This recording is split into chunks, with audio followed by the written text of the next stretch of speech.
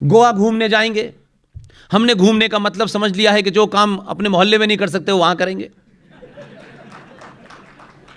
वहां कोई देखेगा नहीं, क्योंकि वहां पहले से ऐसी में मिल जाएंगे, पता ही नहीं चलेगा हम कौन हैं।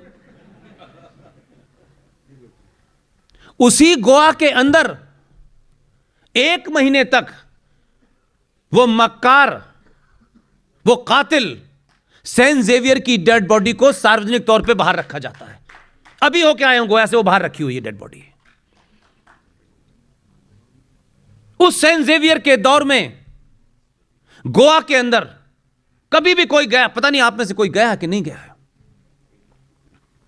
आप जाएं समुद्र की लहरों में खेलें, कोई अच्छी बुरी बात नहीं है। वहां पर आप देखेंगे एक बहुत बड़ा पोल लगा हुआ है। मैं जीवन में पहली बार एक भाषण देने के लिए अभी 15-20 दिन पहले गया था, इसलिए मेरे साथी हैं BHU से LLM करके आए हैं, युवा हैं, अभी शादी भी नहीं हुई बेचारे की, ओम नरेश यादव उनका नाम है, वो यहीं बैठे होंगे आपके बीच में। उनका कहना है कि जहां आप जाते हैं वहां एक नई चीज ढूंढ लेते हैं, मुझे घूमने का मौका नहीं देते हैं। मैंने कहा मैं घूमने के लिए नहीं निकला हूं, तुम घूमना चाहते हो घूमो, मेरे मन में कहीं घूमने का कोई विचार ही नहीं है। वहां एक बड़ा खंबा बना हुआ है, उस खंबे का नाम है हथकतलू, लिखा हुआ है। कोई जाके पूछे कि यह खंबा क्या है और इस पे यह हथकतलू क्यों लिखा हुआ है, सारा इतिहास वर्णन है, कल की घटना है।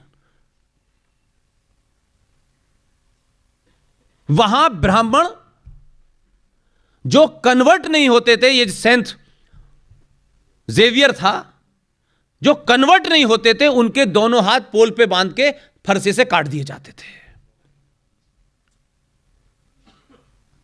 वहीं पर एक कुआं बना हुआ है और आप वहां खड़े होंगे तो आपको 10 मिनट तक आप सोचेंगे तो आपको लगेगा कि पता नहीं कितने सारे हाथ कटे पड़े हैं।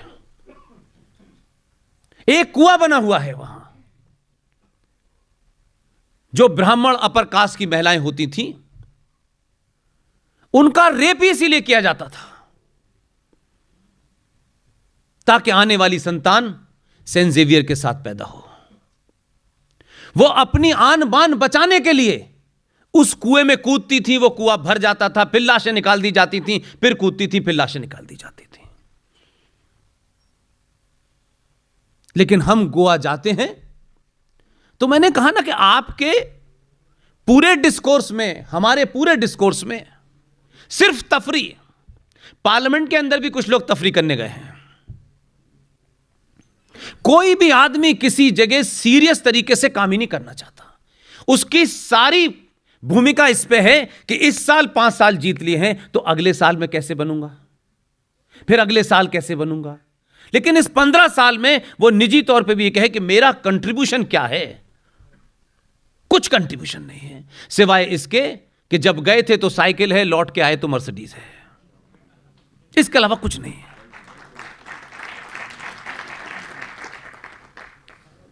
लिहाजा आज की डेट में ये जो मैंने इतनी बड़ी आपको क्रोनोलॉजी बताई, उसके पीछे मेरी सिर्फ एक ही मकसद था। क्या कभी हमने सोचा यार कि प्लेसेस ऑफ वर्शिप एक्ट है क्या, ये क्यों बनाया गया, हमारे लोग क्यों चुप रहे। और मैं इस बात में पूरी तरह से यकीन रखता हूं, मैं नहीं मानता कि कहते कि जो लोग वहां पार्लियामेंट में होंगे हो सकता है उनकी गिनती कम रही होगी, 91 में भी कम थी, कोई बुरी बात नहीं है। लेकिन फिर भी मैं मानता हूं कि अगर आप किसी समस्या का हल नहीं कर सकते तो चौराहे पे जगह जगह पुलियाओं पे खड़े होकर चिल्लाने से हल भले ही ना हो, लेकिन करोड़ों लोगों को पता चल जाएगा कि समस्या क्या है।